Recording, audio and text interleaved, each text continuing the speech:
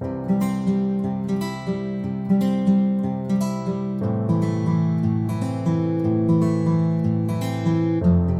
a todos, muito bem-vindos, amigos da doutrina, estudantes.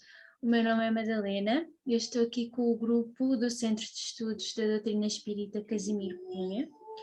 Nós hoje vamos continuar o nosso estudo do livro Nosso Lar. Vamos ler o capítulo número 15, que é um capítulo muito especial, que é quando André Luís recebe a visita da sua mãe, e depois vamos poder ver todo o carinho daquela visita, os conselhos que a mãe tem para lhe dar. Vai ser muito bom. Então, agora, antes de começarmos com a leitura e com o estudo, vou pedir que possam achar uma posição confortável, ir serenando os pensamentos e assim fechando os olhos, respirando fundo, calmamente, e vamos escutar a prece inicial do nosso irmão Filipe.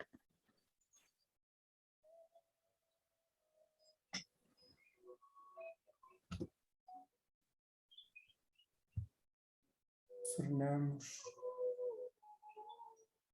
o fluxo dos pensamentos,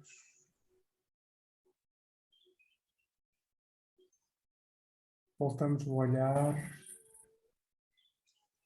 para o nosso mundo interior e lentamente nos vamos libertando daquele turbilhão de coisas, de problemas, de situações do dia a dia, da experiência da carne, e tomamos contacto com o nosso próprio ser, com esta centelha divina, a nossa verdadeira essência. E ao visualizar essa luz no interior de nós mesmos, temos a mão amiga do nosso querido e amado Mestre Jesus a estender-se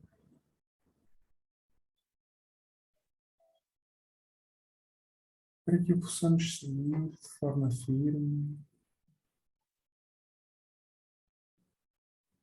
para que possamos aproveitar cada instante deste estudo, dos conhecimentos que hoje vão ser aqui partilhados, das experiências, e vamos sentir um profundo carinho e gratidão por este momento que nos envolve,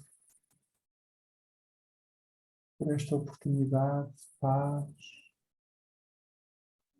de vivenciar este momento.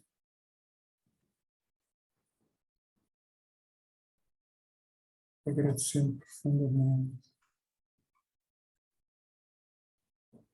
sentindo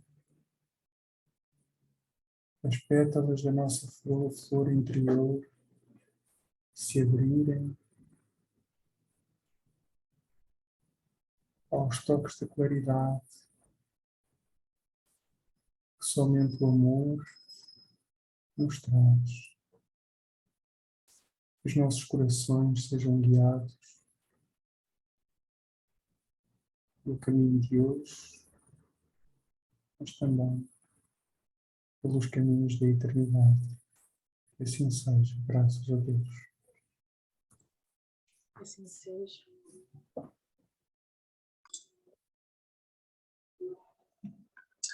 Muito bem. Estudantes da doutrina, para essa noite nós iremos acompanhar André na visita materna. Vamos ver o que Não era esse? Nem este? Agora sim. Então, vamos lá ver o que André nos traz no capítulo de hoje. Já tem algum tempo que eu não leio, vamos ver se eu consigo. Do livro Nosso Lar, ditado por ele Espírito de André Luiz, psicografado por Francisco Cândido Xavier, no capítulo de número 15, A Visita Materna. Atento às recomendações de Clarencio, procurava reconstituir energias para recomeçar o aprendizado. No outro tempo, talvez, me sentisse ofendido com as observações aparentemente tão ríspidas. Mas naquelas circunstâncias lembrava meus erros antigos e sentia-me confortado. Os fluidos carnais compelem a alma a profundas sonolências. Em verdade, apenas agora reconhecia que a experiência humana, em hipótese alguma, poderia ser levada à conta de brincadeira. A importância da encarnação na Terra surgia em meus olhos, evidenciando grandezas até então ignoradas. Considerando as oportunidades perdidas, reconhecia não merecer a hospitalidade de nosso lar. Clarencio tinha dobradas razões para falar-me com aquela franqueza. Passei dias entregue a profundas reflexões sobre a vida. No íntimo, grande ansiedade de rever o lar terreno. Abstia-me, porém, de pedir novas concessões. Os benfeitores do Ministério do Auxílio eram excessivamente generosos para comigo. Adivinhavam-me os pensamentos. Se até ali não me haviam proporcionado satisfação espontânea a semelhante desejo, é que tal propósito não era oportuno. Calava-me então, resignado e algo triste. Lísias fazia o possível para alegrar-me com os seus pareceres consoladores. Eu estava, porém, nessa fase de recolhimento inexprimível, em que o homem é chamado para dentro de si mesmo pela consciência profunda. Um dia, conduto, o bondoso visitador penetrou radiante no meu apartamento, exclamando: adivinhe quem chegou à sua procura. Aquela fisionomia alegre, aqueles olhos brilhantes de Lísias não me enganavam. Minha mãe, respondi confiante. Olhos arregalados de alegria, vi minha mãe entrar de braços estendidos. Filho, meu filho, vem a mim, querido meu. Não posso dizer o que não passou então. Senti-me criança, como no tempo em que brincava a chuva, pés descalços na areia do jardim.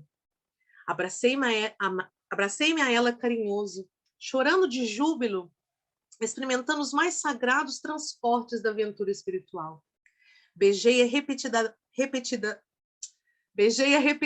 vezes, apertei-a nos braços, misturei minhas lágrimas com as suas lágrimas e não sei quanto tempo estivemos juntos abraçados.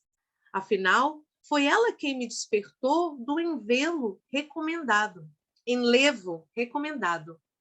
Vamos, filho, não te emociones tanto assim? A alegria também, quando excessiva, costuma castigar o coração. Em vez de carregar a minha adorada velhinha nos braços, como fazia na terra, nos derradeiros tempos de sua romagem por lá, foi ela que me enxugou o pranto copioso, conduzindo-me ao divã. Estás ainda fraco, filhinho. Não desperdices energias.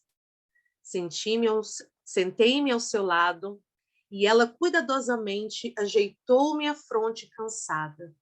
Em seus joelhos, afagando-me de leve, confortando-me à luz de santas recordações. Senti-me, então, o mais venturoso dos homens. Guardava a impressão de haver o barco de minha esperança ancorado em porto mais seguro. A presença maternal constituía infinito reconforto ao meu coração. Aqueles minutos davam-me a ideia de um sonho tecido em trama de felicidade indizível.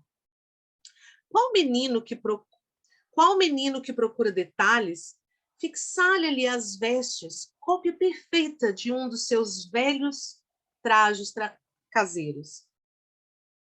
Notando-lhe o vestido escuro, as meias de lã, a mantilha azul, contemplei a cabeça pequenina, aureolada a fios de neve, as rugas do rosto, o olhar doce e calmo de todos os dias, mãos trêmulas de contentamento.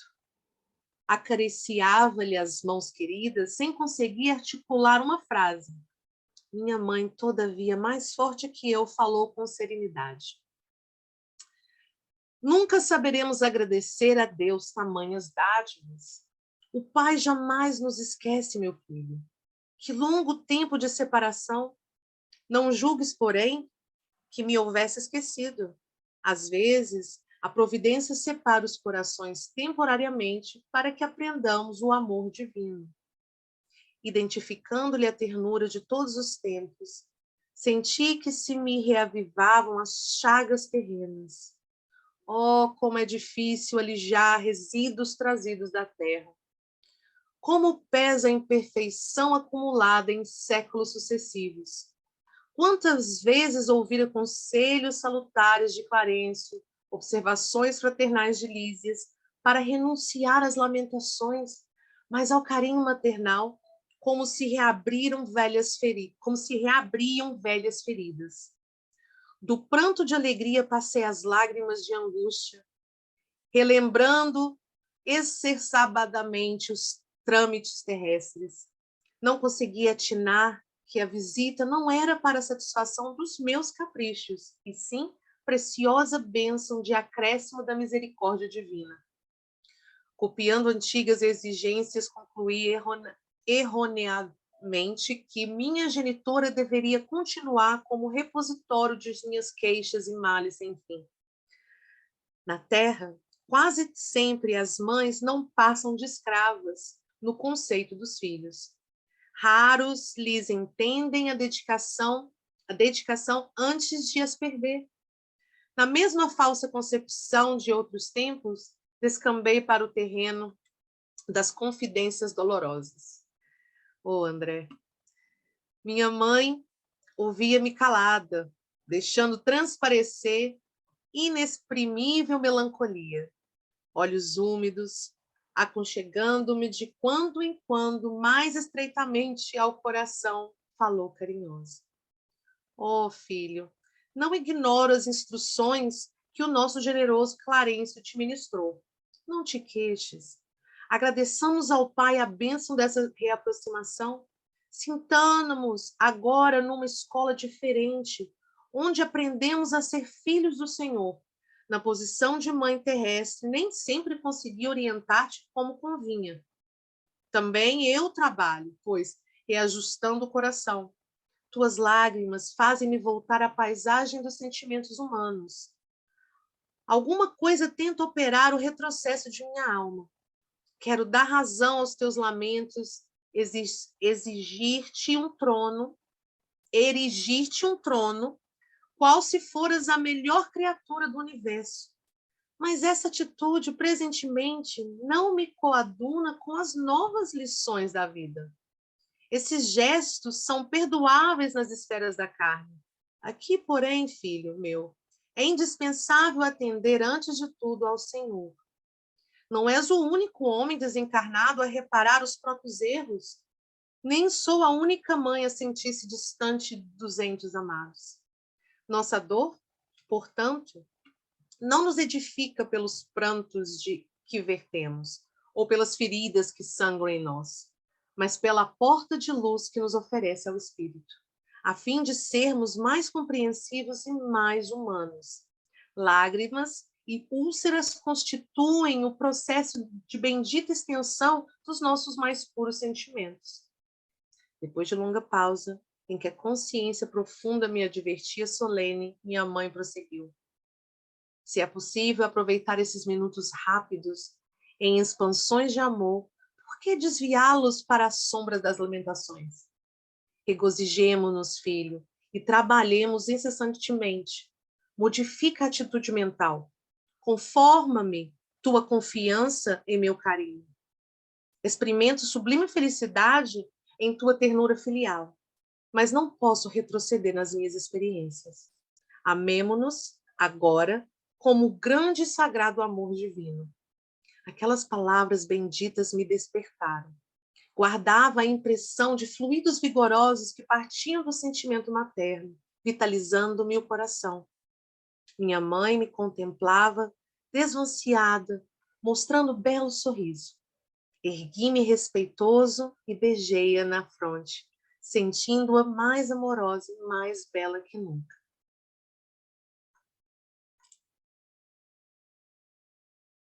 Ai, André, André, André. Então, ali, quando ele vê a mãe, ao invés de aproveitar aquele momento sublime de alegria, ele começa a reclamar outra vez. Agora eu me pergunto, vocês, eu sei que eu talvez seria até pior, não faríamos o mesmo? Mãe, dói aqui, dói ali, eu tô com fome, eles só me dão essa sopinha, essa aguinha, não tem mais nada. Mas aí a mãe dele explica, né, que aqueles momentos terrenos, não é, em que ela construiria ali um altar para pôr ele, para poder apoiar ele, não estavam mais. Ele ainda diz que a maior parte dos filhos na Terra tratam as mães como escravas. Nós estamos acostumados a ter a mãe para cozinhar, para lavar, para passar, para cuidar de nós. E não é mais assim quando nós lá chegarmos. Então, vamos começar os estudos dessa noite. Vamos começar aqui com nossos slides. E vocês estão vendo bem? Sim. Boa. Nós iremos começar, então, trazendo dessa leitura que nós tivemos essa noite, uma reflexão sobre a divina missão de ser mãe. Claro, com um olhar dentro da doutrina. E para isso nós vamos começar pedindo ao nosso professor que nos ajude no entendimento. Vou passar para a questão 890. Não sei quem é que vai ler aqui dos 890, Felipe. Obrigada. Então, temos aqui do Livro dos Espíritos, do nosso irmão Allan Kardec, no capítulo da Lei da Justiça, de Amor e de Caridade, e do subponto que nos fala sobre o amor materno e filial, pergunta número 190. Será uma virtude o amor materno ou um sentimento instintivo, comum aos homens e aos animais? A resposta: uma e outra coisa. A natureza deu à mãe o amor a seus filhos no interesse da conservação deles. No animal, porém, esse amor se limita às necessidades materiais. Cessa quando desnecessários se tornam os cuidados. No homem, persiste pela vida inteira e comporta um devotamento e uma abnegação que são virtudes. Sobrevive mesmo à morte e acompanha o filho até no além-túmulo. Bem vedes que há nele coisa diversa do que há no amor animal. Muito bem, obrigado, Felipe. Então, nós vimos que o Espírito da Verdade nos ensina que o amor materno é tanto uma virtude quanto um sentimento voluntário, ou um instinto. O amor pelos filhos nos é dado, nós mulheres, para a proteção deles. Enquanto para os animais, esse sentimento se é dado até que aquele animal, aquele filhote, possa seguir sozinho. E nós, humanos, não. Nós vamos levar esse amor e esse cuidado, mesmo quando nossos filhotes já crescem e podem cuidar de si, nós vamos continuar amando e vamos continuar seguindo. E Allan Kardec nos deixou a observação das questões 205 e 385. Nós vamos prosseguir.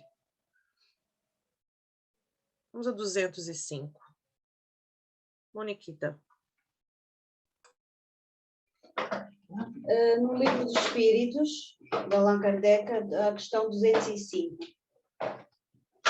Há algumas pessoas, a doutrina da reencarnação afigura-se destruidora dos laços de família com o fazê-los anteriores à existência atual. Ela, distendo-os, não os destrói, fundando-se o parentesco em afeições anteriores, menos precárias, são os laços existentes entre os membros de uma mesma família.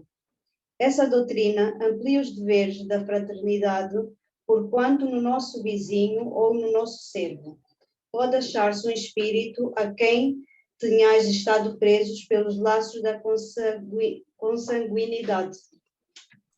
Muito bem. Aqui nessa questão, o Espírito da Verdade, ele vem nos explicar que nessa encarnação, não é? O vizinho ou o empregado, seu vizinho, pode ter sido anteriormente seu pai, seu filho. Você não sabe. Pode ser qualquer um. Hoje você está numa posição de poder, mas não tem como saber, não é que vai ser, pode ser, foi o que ele nos diz.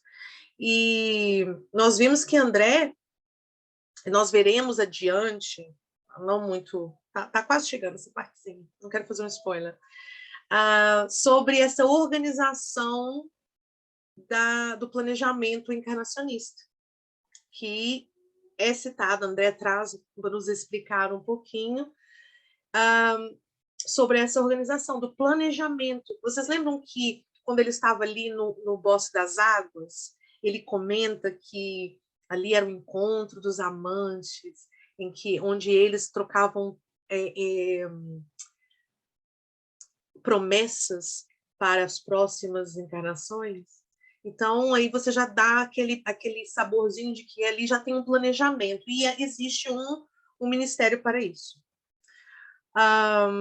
E eu também lembro de comentar com vocês, eu acho que eu vou comentar sempre, que isso foi um dos ensinamentos que eu tive com Chico Xavier, e eu nunca vou me esquecer, porque eu me sentia assim, completamente fora do ninho, né? Eu sentia que eu não pertencia na minha adolescência, eu sentia que eu não pertencia à minha família, eu parecia um ET ali no meio de humanos. Mas com o Chico eu aprendi que ninguém erra de endereço. Há um motivo para nós estarmos onde nós estamos, e essa é uma das bênçãos que nós temos, eu acredito que nós temos nesse mundo que nós estamos agora, porque nós não estamos mais num estado primitivo. Eu acredito que no estado primitivo, não é, nós podemos preparar as nossas encarnações. Enquanto quando nós éramos ainda no mundo primitivo, era compulsório, né? Ainda, gente, não generaliza, ainda existem reencarnações compulsórias, mas esse é outro caso. Alguma pergunta até agora? Não. Ok. Então, vamos seguir à frente. E nós vamos para a questão 385, que vai ser com a nossa irmã Madalena. Questão número 385. Qual o motivo da mudança que se opera no seu caráter a uma certa idade e particularmente ao sair da adolescência? É o espírito que se modifica? É o espírito que retoma a sua natureza e se mostra tal qual era. Não conheceis o mistério que as crianças ocultam na sua inocência, não sabeis o que elas são, nem o que foram, nem o que serão, e no entanto as amais e acariciais como se fossem uma parte de vós mesmos. De tal maneira que o amor de uma mãe por seus filhos é reputado como o maior amor que um ser possa ter por outros seres. De onde vem essa doce afeição, essa terna complacência que até mesmo os estranhos experimentam por uma criança? Vós sabeis? Não, e é isso que vou explicar. As crianças são os seres que Deus envia a novas existências, e para que não possam acusá-lo de demasiada severidade, dá-lhes todas as aparências de inocência.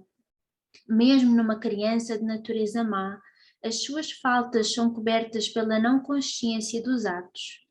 Esta inocência não é uma superioridade real em relação ao que elas eram antes.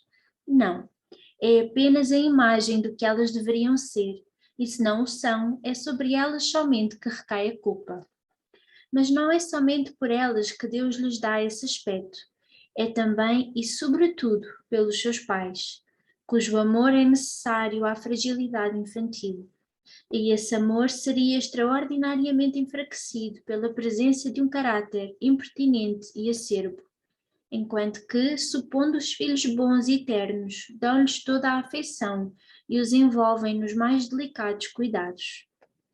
Mas, quando as crianças não mais necessitam dessa proteção, dessa assistência que lhes foi dispensada durante 15 a 20 anos, o seu caráter real e individual reaparece, em toda a sua nudez. Permanecem boas se eram fundamentalmente boas, mas se irisam sempre de matizes que estavam ocultos na primeira infância.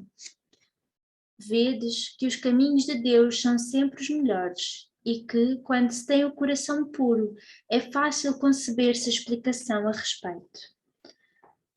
Com efeito, ponderai que o espírito da criança que nasce entre vós pode vir de um mundo em que tenha adquirido hábitos inteiramente diferentes. Como quererias que permanecesse no vosso meio esse novo ser, que traz paixões tão diversas das que possuis, inclinações e gostos inteiramente opostos aos vossos? Como quererias que se incorporasse no vosso ambiente, senão como Deus quis, ou seja, depois de haver passado pela preparação da infância? Nesta, vêm confundir-se todos os pensamentos, todos os caracteres, todas as variedades de seres engendrados por essa multidão de mundos em que se desenvolvem as criaturas. E vós mesmos, ao morrer, estareis numa espécie de infância no meio de novos irmãos, e na vossa nova existência não terrena, ignorareis os hábitos, os costumes, as formas de relação desse mundo, novo para vós. Manejareis com dificuldade uma língua que não estáis habituados a falar, a língua mais vivaz do que o é atualmente o vosso pensamento. A infância tem ainda outra utilidade. Os espíritos não ingressam na vida corpórea senão para se aperfeiçoarem, para se melhorarem. A debilidade dos primeiros anos os torna flexíveis, acessíveis aos conselhos de experiência e daqueles que devem fazê-los progredir. É então que se pode reformar o seu caráter e reprimir as suas más tendências. Esse é o dever que Deus confiou aos pais, missão sagrada pela qual terão de responder. É assim que a infância não é somente útil, necessária, indispensável, mas ainda a consequência natural das leis que Deus estabeleceu e que regem o universo. Obrigada, amada. Se nós pararmos para refletir nessa explicação que o Espírito da Verdade nos trouxe, é uma baita responsabilidade, né, gente? E o Espírito da Verdade, ele explica perfeitamente que o ser, durante a primeira infância, está coberto pela inocência, né? Então, nasce inocente. Mesmo quando é um ser que tem um histórico negativo ou que tenha um endividamento moral. Ele é protegido até uma certa idade em que não necessite mais desse envoltório de proteção. Ele também disse que isso não é feito apenas pelo novo ser, ou seja, aquela criança. É feito também pelos pais, para facilitar que os pais amem esse indivíduo. Então, é por isso que as crianças são tão inocentes até uma certa idade. E até é explicado, ele fala durante 15, 20 anos de idade. Eu acredito que na maior parte das vezes existe esse planejamento da reencarnação e eu acredito que há aquela escolha, onde eu vou nascer, não é? É muito além do que nós possamos entender. aquele vai ser meu pai, aquele vai ser minha mãe, aquele vai ser meu marido, eu vou ter tantos filhos, e às vezes vai além do que nós possamos imaginar. E essa questão que o Espírito da Verdade nos explica sobre a proteção do envoltório em torno da inocência da criança, imagina se você desse à luz a uma criança, ou vocês homens tivessem um filho, sabendo que aquele ser, na verdade, foi quem matou sua mulher numa outra vida, ou foi quem acionou a bomba nuclear, ou como você se sentiria? Então, aí a questão de nós não termos as recordações e amarmos aquele ser inocente que nós temos a responsabilidade de cuidar. Muito bem. E aqui também tem uma das grandes importantes partes da explicação, e eu vou ler novamente. A infância ainda não tem outra utilidade. Desculpa, a infância ainda tem outra utilidade. Os espíritos só entram na vida corporal para se aperfeiçoarem, para se melhorarem. A delicadeza da idade infantil os tornam brandos, acessíveis aos conselhos da experiência e do que devam fazê-los progredir. Ou seja, aquela criança que está reencarnando e o intuito dela é progredir, naquela idade tenra, ela está mais propícia a aceitar aquelas influências morais do pai e da mãe. Seja quem seja aquela pessoa no passado, ali ela está tendo a oportunidade de começar um novo caminho. E aí essa questão da inocência na primeira idade é muito, muito bonita. Mas é muita responsabilidade. Nós não estamos responsáveis apenas pelo nosso desenvolvimento, mas nós também estamos influenciando o desenvolvimento daquele ser a quem nós prometemos cuidar e amar, né, na maternidade. A maternidade, nesse ponto de vista, não é só a questão de alimentar, agasalhar, aconselhar e proteger. É também de ajudar no preparo daquele futuro, de outras vidas, futuras vidas daquele ser. Obrigada. Então, vamos continuar. Eu trouxe para vocês aqui do livro Amor, Imbatível Amor, de Joana de Ângeles, que é a psicografia de Divaldo Franco. A infância construtora da vida psicológica do ser humano. Desculpa, gente, eu devo ter cometido aqui um erro ortográfico. A infância construtora da vida psicológica do ser humano deve ser experimentada com amor e em clima de harmonia, a fim de modelá-lo para todos os futuros dias de sua jornada, dias da jornada terrestre. Tá difícil hoje. E do capítulo 3. É na infância que se fixam em profundidade os acontecimentos. Aliás, desde antes, na vida intrauterina, quando o ser faz-se participante do futuro grupo familiar no qual renascerá. As impressões de aceitação como de rejeição lhes esculpirão em profundidade, abençoando com amor e a segurança ou dilacerando-lhe o sistema emocional, que passará a sofrer os efeitos inconscientes da animosidade de que foi objeto. Ou seja, o feto, o embrião, ainda, né, no útero daquela mãe, já está em contato com essa influência que diz ser inconsciente dessas energias da mãe.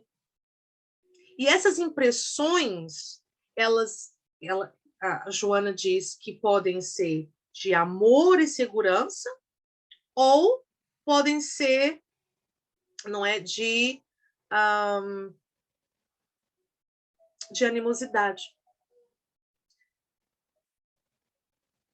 aí dobra mais a responsabilidade que nós estávamos falando 2 minutos atrás. Ou seja, no minuto que você né, tem consciência da sua gravidez, as emoções que aquela mãe está tendo já estão sendo passadas para aquele feto, para aquela criança, que vai ser levado no inconsciente durante o crescimento, o desenvolvimento daquela criança. Então, muitas vezes, nós temos ali algum sentimento que nós não sabemos explicar, que podem ser sentimentos que nós estamos trazendo dos nossos pais. Ok? Tudo bem? Todo mundo muito calado hoje. Mas é difícil. É difícil. Então, vamos pedir a irmã Natália para ler a questão 258.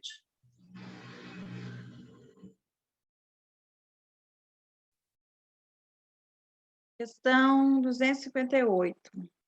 Quando no estado errante e antes de se reencarnar, o espírito tem a consciência e a previsão das coisas que lhe sucederão durante a vida? E a resposta é: ele próprio escolhe o gênero de provas que quer suportar, e é nisso que consiste o seu livre-arbítrio. Obrigada. E aí nós vimos, gente, que independente, porque quando nós estamos preparando nosso trabalho, nosso plano encarnacional, nós podemos nos deparar com provações, né? Nós estamos no mundo de provações, expiações. E nós pensamos, será que aquela pessoa ela pediu mesmo para vir na Terra para isso? Né? Para aquilo que aconteceu? Nós temos o livre-arbítrio. Esse é um ponto que por isso eu gostaria muito que meu pai estivesse aqui hoje, para ele poder nos explicar melhor, mas esse é um ponto que abre aí algumas observações. Primeiro, não podemos generalizar. Se temos uma pessoa, por exemplo, que foi vítima de um crime, nós não podemos dizer que aquela pessoa, ela escolheu, certamente 100% escolheu encarnar e vir e passar por aquele crime.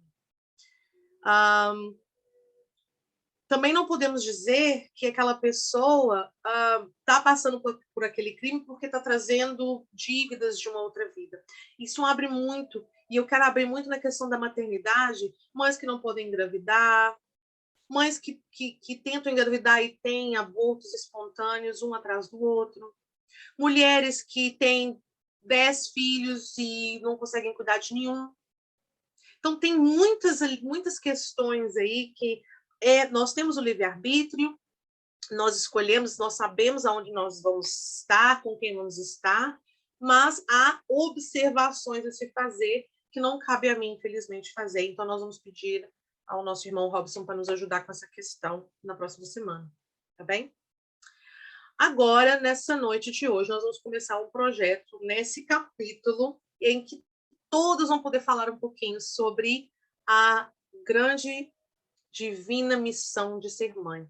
E hoje o nosso irmão Felipe vai começar e vai nos trazer um pouquinho de uma mensagem sobre o assunto.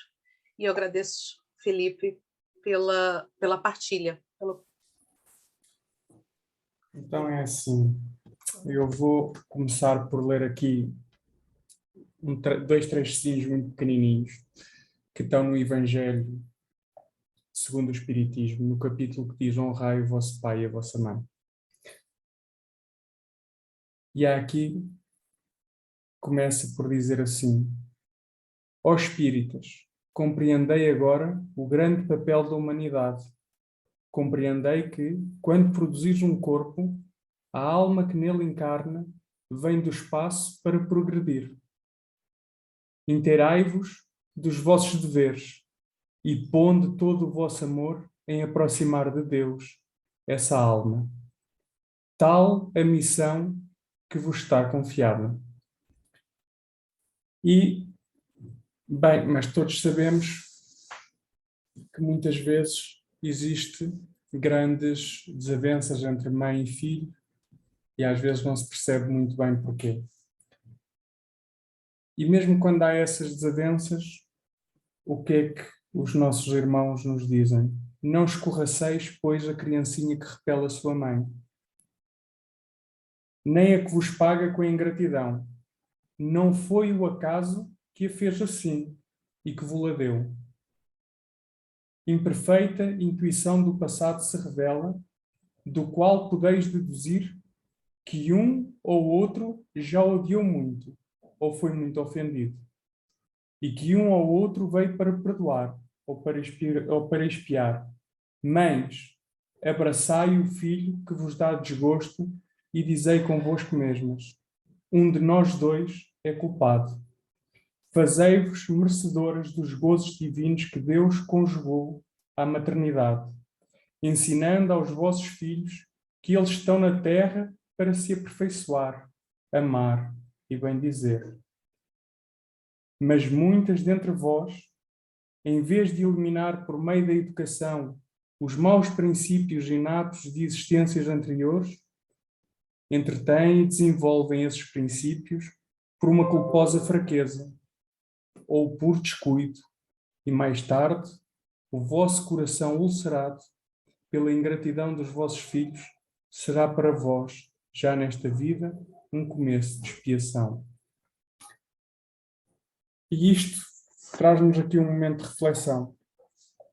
Um momento de reflexão, primeiro, sobre o que é o amor materno, porque muitas vezes o amor materno começa a ser entendido como um amor de posse. É o meu filho. Como dizia a mãe do André Luís, eu quero erigir-lhe um trono, eu quero que ele seja o homem, que todas as suas chagas sejam curadas no imediato. Mas nós sabemos que naquilo que é a evolução do próprio ser, neste caso em específico do André Luís, pouco serviria ter uma atitude dessas, porque só ia alimentar o egoísmo, a vaidade. Aliás, aquilo como nós vimos no capítulo passado, que ele nunca se preocupou sequer em adquirir um livro, nunca se preocupou em sequer com uma educação, e o que é que isso formou naquele nosso irmão. Então nós podemos ver que a maternidade não é só um templo de amor, mas é um templo de amor responsável. É um templo de amor em que nós, seres, neste caso, formados mais da energia feminina, vamos nos colocar lado a lado com Deus para co-criar. Neste caso, estamos a dar oportunidade a alguém de desenvolver um corpo para se expressar nesta realidade, para poder desenvolver-se, como dizia aqui a leitura. Então, ao invés de nós satisfazermos todos os caprichos dos nossos filhos, ao invés de nos preocuparmos tanto com eles que nem permitimos que um único arranhão eles tenham, nós temos que começar a ensiná-los, começá-los a deixar entender o fluxo da vida, entender para onde é que nós vamos. E esta posição de mãe é isto mesmo, também se calhar é das primeiras escolas em que nós vamos entender o que é amar, porque bem, todos nós temos mães, nem todas são iguais, mas diria que 80% ou 70% das experiências que nós temos é as nossas mães deixaram sempre de fazer alguma coisa, submeteram-se a uma determinada limitação para que nós pudéssemos voar.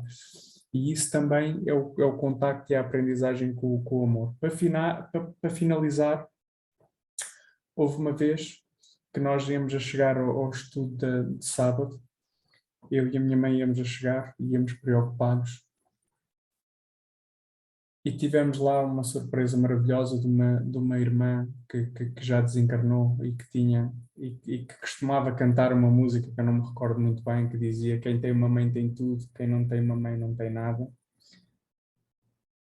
E saiu uma frase tão simples, mas tão bela, que ao dar uma lição para todos os que estavam ali presentes, disse uma coisa simples como: até Jesus teve uma mãe.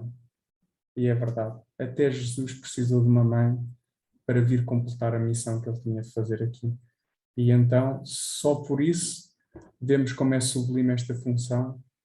E só queria dizer uma coisa, que é: nós, pais, também podemos desenvolver essa energia mais feminina, esse sentido mais instintivo, mais carinhoso, porque nós também podemos ser uma mãe, porque nesse próprio dia a espiritualidade também nos trouxe uma lição muito boa que disse: Deus é pai e mãe ao mesmo tempo, porque Ele cria tudo.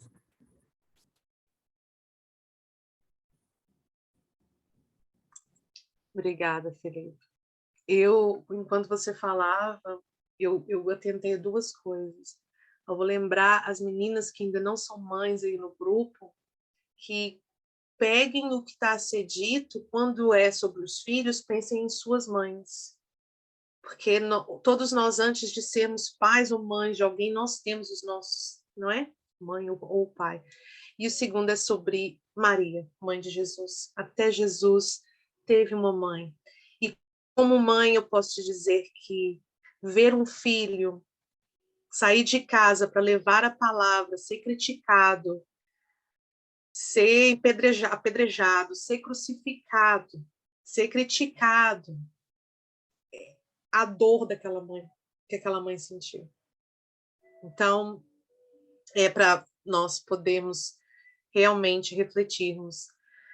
Para o segundo comentário da noite foi a nossa irmã Mônica.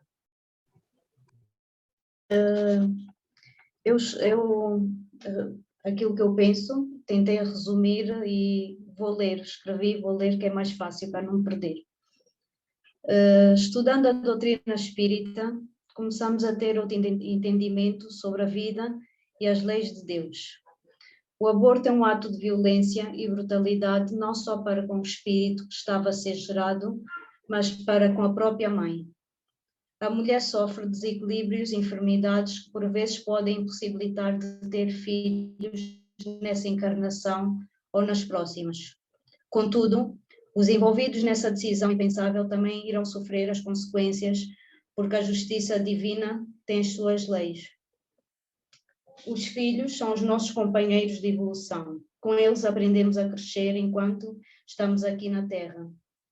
Sejam filhos biológicos ou mesmo filhos adotivos. Por vezes, a falta de amor entre os pais e filhos deve-se a desentendimentos em vidas passadas. Vamos a nós no entendimento das leis divinas, perdoar para sermos perdoados. Somente assim poderemos apaziguar certas mágoas trazidas de vidas passadas. Sendo assim, é necessário agradecer a Deus a oportunidade de resgatar débitos passados.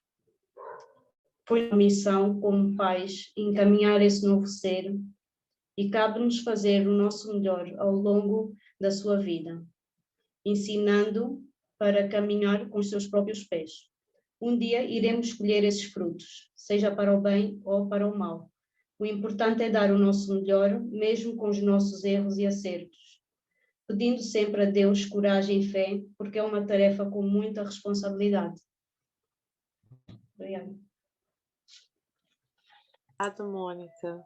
Nossa, eu adorei da forma com que você abrangiu aí com vários pontos tão importantes da responsabilidade, da questão do aborto, não é? Que nós um dia não iremos aprofundar mais a questão do aborto. Existem obras espíritas a explicar os efeitos do aborto, não só para a mãe, como você disse, mas para a criança que está sendo abortada, e as dores e a forma com que aquele ser que está sendo abortado está sendo impedido de encarnar. Então, aquele ser faz ali o planejamento, prepara tudo, está tendo aquela oportunidade, foi o que ele combinou com aquela mãe, foi o que ele combinou com aquele pai. Eu tenho que nascer ali, é assim que eu vou conseguir seguir o meu projeto de vida, e ele é impedido ali pela fraqueza daquela mãe. E quando eu falo fraqueza, não me refiro à fraqueza física, financeira, não é? Todos nós temos problemas, mas espiritual, não é? Então, obrigada por trazer esse ponto, porque é muito importante. Um dia é um assunto que eu gostaria muito de aprofundar com pessoas e a entender mais, porque é muito importante. Obrigada, Mônica. Natália, nós ainda temos 7 minutos. Você gostaria de falar?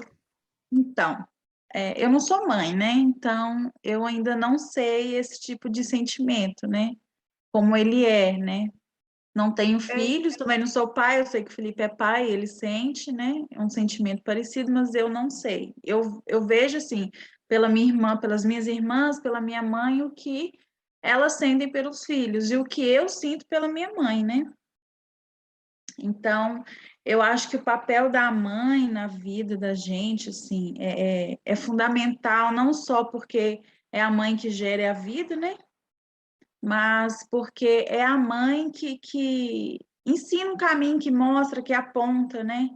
Então, para a gente que é filho, a representação da mãe é sempre o porto seguro, igual o André. Na hora que chegou, ele queria abraçar a mãe, ele queria beijar, levantar, porque para ele fazia isso com ela na terra, né? Então, e ele não fez, né? Mas foi reclamar com a mãe, fazer as reclamações, que é o que a gente faz, né? A gente se lamenta com a mãe, porque todo mundo, quando está em perigo, a primeira pessoa que chama é a mãe, não adianta. A mãe é a salvadora. Então, é essa a visão que a gente tem de uma mãe, né? Então, o papel da mãe na vida de um filho é realmente muito importante. E eu não estou falando só a mãe que gera, porque não existe só a mãe que gera o filho no útero, né? Porque existe a mãe de coração. Eu, por exemplo, eu não sou mãe de útero, mas eu considero os meus sobrinhos como meus filhos. Eu amo ele como se fossem meus filhos, né? Cada um deles. Eu tenho a preocupação se eles estão bem de saúde. Eu acho que é que toda mãe preocupa, né? Se estão felizes, né? Se estão confortáveis. Então, tem uma passagem na Bíblia também que eu gosto muito, que está em Isaías, que fala que assim como uma mãe que conforta o filho, Deus também conforta, né? Deus vem confortar a gente. E eu vejo que muito na Bíblia, Deus se compara muito à mãe. Sempre fala como uma mãe, né, que não desiste, insiste no filho. Então, eu acho que Deus, igual o Felipe falou, que Deus é uma mãe, né? Ele é pai, mas ele é mãe também, ele tem um sentimento de mãe. Então, o importante é isso, né? Do papel da mãe de confortar, de amar, de assegurar que o filho está bem, né? E é isso. Realmente, a Natália, ela é mãe, mas ela tem a melhor parte de ser mãe, que é quando os meninos estão gritando, chorando, com fralda suja, ela entrega a criança para nós e fala, aí que seu filho, ó. Que é a melhor nem parte vem, de ser... porque eu troquei muita fralda desses meninos, viu? Muita fralda. Eu tô brincando, ela realmente, ela ajuda muito. Eu até brinco, eu falo, Natália, seu filho tá me enchendo o saco aqui, ó, Natália, que é o meu. Só uma coisa engraçada, que há um livro psicografado por Francisco Cândido Xavier, de André Luiz, eu não me recordo o nome, peço desculpa, mas fala exatamente isto, que é uma rapariga que queria muito ser mãe e queria constituir um lar, mas a vida não lhe permite fazer isso. E ela sente-se muito triste e em desdobramento, a espiritualidade fala com ela e diz-lhe assim: tu tens uma oportunidade de maternidade com os teus sobrinhos, ajudando a tua irmã e o teu cunhado. E essa é a tarefa que tu tens que te alegrar. E eles serão teus filhos exatamente da mesma maneira daqueles que viessem do teu ventre. E era exatamente isso que estavas a dizer. Se você se lembrar do livro, depois partilha com a gente. Eu vou procurar, tenho aqui. Eu antes de terminar e passar para as orações das mães, eu não poderia falar sobre esse assunto e não compartilhar com vocês uma coisa. A maternidade me mudou muito, né? Como qualquer mãe. As mães estão aqui vão concordar comigo que um filho muda a forma com que a gente vê, como nós andamos, como nós vestimos, como nós dormimos. mas muda tudo na nossa vida. Mas quando meu filho tinha 15 meses, ele foi diagnosticado, recebeu o primeiro diagnóstico, que era de autismo. E a médica me disse que... Eu falava, mas o que é autismo? Eu não sabia. E a médica me dizia que ele talvez não falaria nunca, que ele nunca irá para a faculdade, para a universidade, que ele não terá um relacionamento normal, porque ele tem dificuldade de aprendizado. E ela destruiu os meus sonhos, praticamente. Ele é o filho que eu tinha, eu tive que enterrar naquele dia. Eu demorei 3 meses para terminar o luto de um filho que eu tinha dado à luz e tive que receber esse outro filho que aquele diagnóstico me deu. E eu me revoltei com Deus. E eu fiquei muitos anos revoltada com Deus, porque eu perguntava a Deus, por que eu? Por que meu filho? Por que minha família? E eu me revoltei completamente. Mas não tem outro caminho senão o progresso. Não há como andar para trás, nós temos que progredir. E eu tive que voltar, e eu tive que pedir perdão, e eu tive que entender. E desde que eu aceitei a doutrina espírita como parte da minha vida, eu aprendi a deixar de perguntar a Deus por que eu, passei a perguntar para que comigo? Para que com ele? E essa criança que com 15 meses recebeu o diagnóstico de autismo, e até hoje ele não fala, ele não precisa de palavras para falar. Ele não precisa de palavras para falar. Ele fala com o olhar. Ele fala com gestos. Ele me beija e me abraça o tempo todo, como se ele dissesse, mamãe, eu te amo. Se ele me pede um copo de água, eu dou um copo de água, ele me beija, como se ele dissesse, mamãe, eu te amo, obrigada. Eu sou abençoada, tão abençoada, que a maternidade, ela mudou em mim coisas que, com certeza, eu trouxe de outra vida. E ser mais humilde, a ouvir mais, mesmo sem ele falar, a ouvir o que ele tem a dizer. E a doar mais de mim. Eu não sei o motivo de nós estarmos juntos nessa vida. Isso é o mais engraçado, né? Não tem como ainda saber. Se eu não sei é porque não tem para que saber. Não é importante para mim saber. Tudo que eu sei é Deus colocou na minha vida esse ser maravilhoso que eu agradeço por ele ter confiado a mim para cuidar desse anjo que veio nessa vida, talvez tão, tão, tão especial que dentro do corpo humano ele não consegue se, caber, que não é o suficiente para ele. Por isso é que ele ainda não consegue falar. Mas eu queria partilhar isso com vocês, que às vezes não é como a gente imagina, às vezes os planos não são, a Natália ainda não é mãe, mas Jesus, ele nunca nos abandona. A oração de abertura de hoje, ai, gente, desculpa, nem era para cair nessa choração. A oração de abertura, o Felipe mencionou a questão da mão de Jesus. E essa é uma imagem que, quando ele falou, me veio logo à mente. E essa é uma imagem que eu tive desde quando eu recebi o diagnóstico, que eu sempre imaginava que Jesus estava estendendo as mãos e eu nunca conseguia alcançar as mãos dele. Eu estava me sentindo muito perdida. E hoje eu encontrei não só as mãos, mas eu encontrei o colo dele. E agradeço vocês por partilharem com a gente, né, comigo, as experiências, né, as ideias. Nós vamos continuar na semana que vem. Desculpa o desabafo.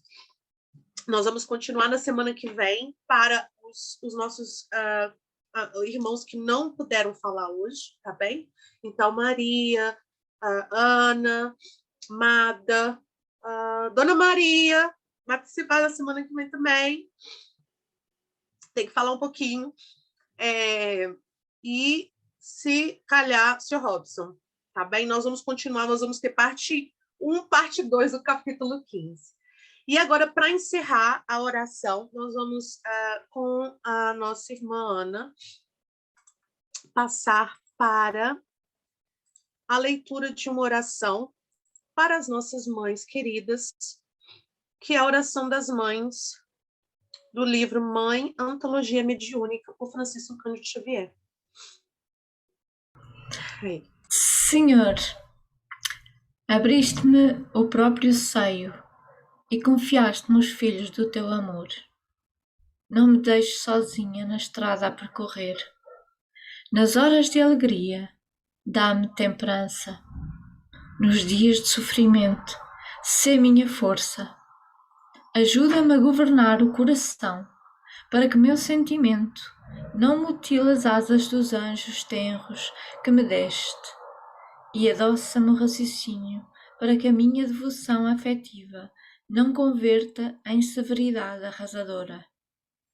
Defende-me contra o egoísmo, para que a minha ternura não transforme em prisão daqueles que asilaste em meus braços. Ensina-me a corrigir amando, para que eu não possa trair o mandato de abnegação que depuseste em meu espírito. Nos minutos difíceis, inclina-me à renúncia com que devo iluminar o trilho daqueles que me cercam. Senhor, auxilia-me a tudo dar sem nada receber. Mostra-me os horizontes eternos da tua graça, para que os desejos da carne não me encarcerem nas sombras. Pai, sou também tua filha. Guia-me nos caminhos escuros, a fim de que saiba conduzir ao infinito bem os promissores rebentos da tua glória. Senhor, não me desampares. Quando a tua sabedoria exigir o depósito de bênçãos com que me adornaste a estrada, por empréstimo sublime, dá-me o necessário desapego, para que eu te restitua as joias vivas do meu coração, com serenidade e alegria, e quando a vida me impuser em teu nome o desprendimento e a solidão, reaquece minha alma ao calor do teu caminho celeste, para que eu venere a tua vontade para sempre. Assim seja. Amém. Que assim seja. Obrigada, Ana. Obrigada a todos vocês pela participação, pela contribuição, não é, de hoje, pelo seu tempo. E te convido a você aqui nessa noite, todos que irão nos assistir, a nos encontrarmos novamente na próxima semana, se assim Deus o permitir. Fiquem todos em paz e que a luz de Jesus os acompanhe. Olha, um grande beijo a todos. Boa noite. Obrigada.